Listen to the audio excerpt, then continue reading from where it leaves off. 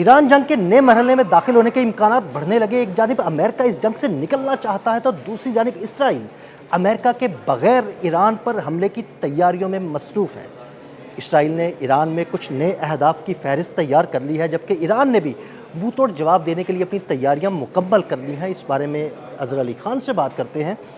अज़हर भाई, कुछ खबरें सामने आई हैं कि जब से अमेरिका इस जंग से निकलना चाहता है, वो चाहता है कि इस जंग से निकल कर वापस चला जाए, तो इसराइल तैयारियां कर रहा है कि वो अमेरिका के बगैर जो है ना वो ईरान पर हमला करे। कुछ अहदाफ की फहरिस्त भी तैयार की गई है, दूसरी जानिब ईरान की भी तैयारियां मुकम्मल हैं। क्या होने वाला है? असल में अमेरिका के होश ठिकाने आ गए हैं और उसको पता चल गया है कि ईरान पे हमला नहीं किया जा सकता। अगर हमला करना है और ईरान को हमला करके हराना है तो उस पर ज़मीन पर उतरना पड़ेगा, और जिसके बारे में हमने कई व्लॉग्स किए हैं कि ऐसा अमेरिका के लिए पॉसिबल नहीं है। खुद अंदाज़ा हो रहा है डोनाल्ड ट्रंप को भी। तो अमेरिका अब इससे पीछे हट रहा है और इसी वक्त में इस वक्त नेतन्याहू बुरी तरह फंस गया है, क्योंकि उसकी फ़ौज कह रही थी, ख़ास तौर पर उसकी एयरफोर्स कह रही थी कि हम तैयारों में बैठे हुए थे, हमारे कॉकपिट बंद हो चुके थे, हम बिल्कुल तैयार थे और मेरे ख्याल में कोई हमला होने वाला था 20 मिनट के बाद उनको टेक ऑफ करना था और ईरान पर हमला करना। जी, ईरान पर हमला करना था। तेल अवीव और मुख्तलिफ एयर बेसिस के अंदर जो एयरपोर्ट से वहाँ से उनको उड़ान भरनी थी। लेकिन वहाँ से हुआ ये कि एक फ़ोन आया वाशिंगटन से डोनाल्ड ट्रंप का और उन्होंने इस हमले को रुकवा दिया। तो उसके बाद सख्त मायूसी फैल गई इसराइली एयरफोर्स के अंदर, और उसका चीफ कहने लगा कि ये आपने आखिरी वक्त में कैसे वो कर दिया, हमारे पास लोग लिख लिख कर बाद में लेटर्स भेज रहे हैं। तो अब नेतन्याहू पे प्रेशर बहुत ज़्यादा बढ़ चुका है कि ईरान पर हमला करो, और इसलिए भी बढ़ चुका है कि उसके ऊपर सियासी दबाव भी है, क्योंकि उसको अब इलेक्शन में जाना है और उसको कुछ अभी तक की जो सूरत हाल वाज़े हो रही है वो ये वाज़े हो रही है कि इसराइल हार चुका है, अमेरिका ईरान से हार चुका है, और इस तासुर को तोड़ने के लिए नेतन्याहू को कोई एक बड़ा एक्शन करना पड़ेगा। वो एक्शन ज़मीनी तौर पे तो हो नहीं सकता, उसको एयरफोर्स को ही अपनी एक्टिव करना पड़ेगा और उसको कहना पड़ेगा कि वो जाके हमला करें। अब हमला कहाँ करें? ईरान के साहिली इलाकों में तो हमला कर नहीं सकते इतनी आसानी से, वहाँ डिफेंस सिस्टम बहुत ज़्यादा वहाँ मुतहर्रिक हैं, और वहाँ पर तो कई अमेरिकन तैयारे भी तबाह हो चुके हैं। तैयारे ड्रोन्स तबाह हो चुके हैं। जी बिल्कुल ऐसा ही है। और अब वो चाह रहे हैं कि कुछ टारगेट सेलेक्ट करें और डीप इनसाइड ईरान उसमें अटैक्स करें। अब उसके लिए उनको प्रॉब्लम ये कि रीफ्यूलिंग टैंकर्स का थोड़ा सा मसला आ रहा है कि उनके F-35 तैयारे और दीगर तैयारे वहाँ तक कैसे जाएंगे। तो वो इसकी प्लानिंग करने के बाद अब ये सोच रहे हैं कि हमने कुछ चीज़ें फाइनलाइज कर ली हैं। उसमें उन्होंने कुछ कहा है कि कमांड एंड कंट्रोल सेंटर है इनका, ख़ास तौर पे जो ईरानी पासदारान इनकलाब का है। इसी तरह IRGC का एक हेड क्वार्टर है जो बहुत अरसे से उनकी नज़र में है, वो चाह रहे हैं कि उस पर स्ट्राइक करें।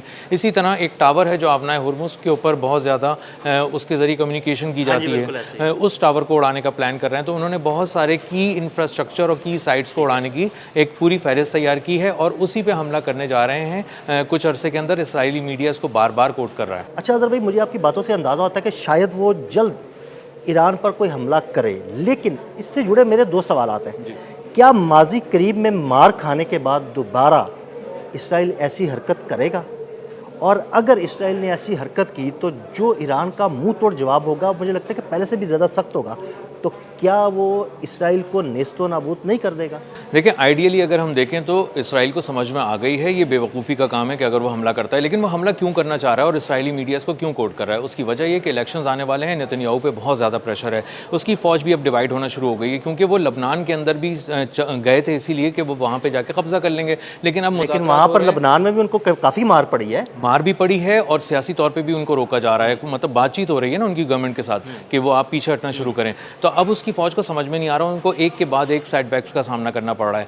तो अब अच्छा, दूसरी बात बहुत इंपॉर्टेंट ये है कि जो एयर डिफेंस सिस्टम है वो अपग्रेड हो चुका है ईरान का, और यही वजह है कि इस सारे हमले में जो वो करना चाहते हैं और एक ख्वाब है उनका बहुत अरसे से कि ईरान के अंदर जाकर तबाही फैलाएं एयरफोर्स बहुत बड़े पैमाने पर, उसको ब्रेक हमेशा इसलिए लग जाता है कि उनका नया एयर डिफेंस सिस्टम इंटीग्रेट हुआ है और उसने बहुत ही कामयाबी से एक नए अंदाज से MQ-9 रीपर ड्रोन का शिकार किया कुछ दिनों पहले। तो उससे अमेरिका को और इसराइल को दोनों को अंदाज़ा हो चुका है कि इनका एयर डिफेंस सिस्टम बाकी अपग्रेड हो गया, इससे बातें नहीं कर रहे।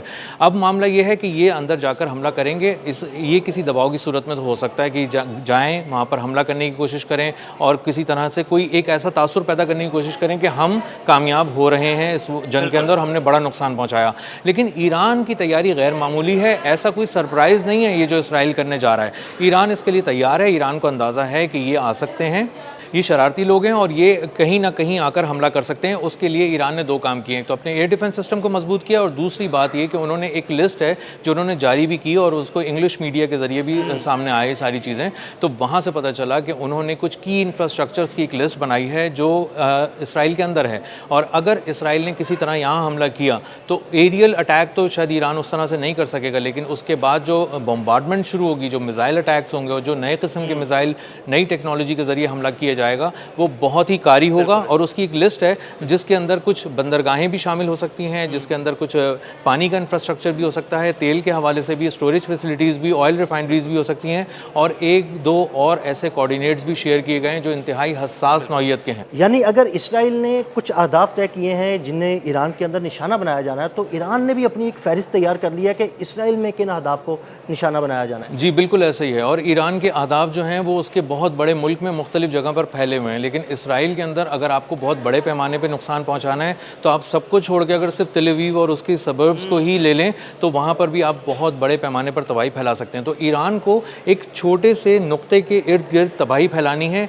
जबकि इसको पूरे बहुत बड़े पेपर के इर्द गिर्द जो है इसराइल को हमले करने हैं। और यही वजह है कि उनका एक टारगेट इस कोने में है, दूसरा टारगेट दूसरे कोने में, तो हर जगह करने के लिए एक नई कैंपेन लॉन्च करनी पड़ेगी, एयर कैंपेन, और उसके मारे जाने के इम्कानात पहले से कम 10 गुना ज़्यादा हो चुके हैं, क्योंकि ईरान ने मुख्तलिफ किस्म के जो मैन पैड्स की खबर आई थी तो वो एक चलता फिरता एयर डिफेंस सिस्टम है जो इंसान के कंधे पे रखा हुआ है, और वो रखकर वो 7 किलोमीटर के रेडियस में निशाना बनाएगा। तो आपके ड्रोन्स वहाँ पे नाकाम हो चुके, क्योंकि वो लो फ्लाइट जब करते हैं तो वो मारे जाते हैं, और इसी के साथ साथ उनके तैयारे एक फिक्स्ड एयर डिफेंसेस का सामना नहीं कर सकते। ईरान के इतना आसान नहीं है, उन्होंने एक को शूट करके गिरा दिया है और दूसरे को लॉक करके बताया कि उनके पास टेक्नोलॉजी भी है, सैटेलाइट भी है, एयर डिफेंस सिस्टम भी है, और वो खास मिसाइल भी है जिसके जरिए आपको F-15 या F-35 का शिकार करना है। मैं वही कहने लगा था कि अगर F-35 को एक दफ़ा ईरान ने गिरा लिया, एक दफ़ा लॉक कर लिया, तो इसराइल के पास भी लेटेस्ट तैयार है तो F-35 ही हैं, तो वो कैसे ये फ़िज़ाई ऑपरेशन कर पाएगा?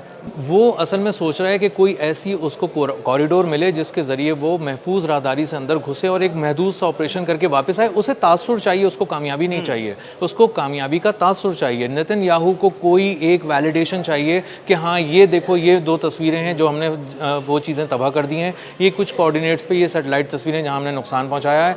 ये बात अब ख़त्म हो गई कि आपने हुर्मुज़ से आप कंट्रोल तोड़ सकेंगे ईरान का, ये बात ख़त्म हो गई कि आप पिकिक्स माउंटेन के अंदर जाएंगे, फोर्डो में जाएंगे। ये तो मुमकिन ही नहीं है, अब तो मुमकिन ही नहीं रहा, अब तो कोई डिस्कस भी नहीं कर रहा है, यानी Donald Trump is the highest level ना, और वो भी वहाँ पे ये सारी चीज़ें डिस्कस नहीं कर रहे। इसका मतलब ये है कि नेतन्याहू और डोनाल्ड ट्रम्प इस बात पर बिल्कुल यकसू हो चुके हैं कि हम उसका ईरान का जो एटमी प्रोग्राम है उसको तो हम आज भी नहीं आ सकती उसके ऊपर ना, हम कोई नुकसान पहुँचा ही नहीं सकते।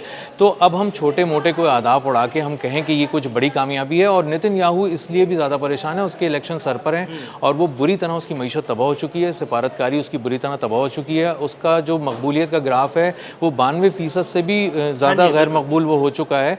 तो इसका मतलब ये है कि नेतन्याहू को परेशानी ज़्यादा, और अगर परेशानी में उजलत में लिया गया कोई कदम किसी तरह का उठाया गया इस मामले में तो डिज़ास्टर पहले से ज़्यादा बड़ा होगा। बहुत शुक्रिया अज़हर भाई ने बड़ी तफसील के साथ आपको इस सारे मामले के बारे में ब्रीफ किया।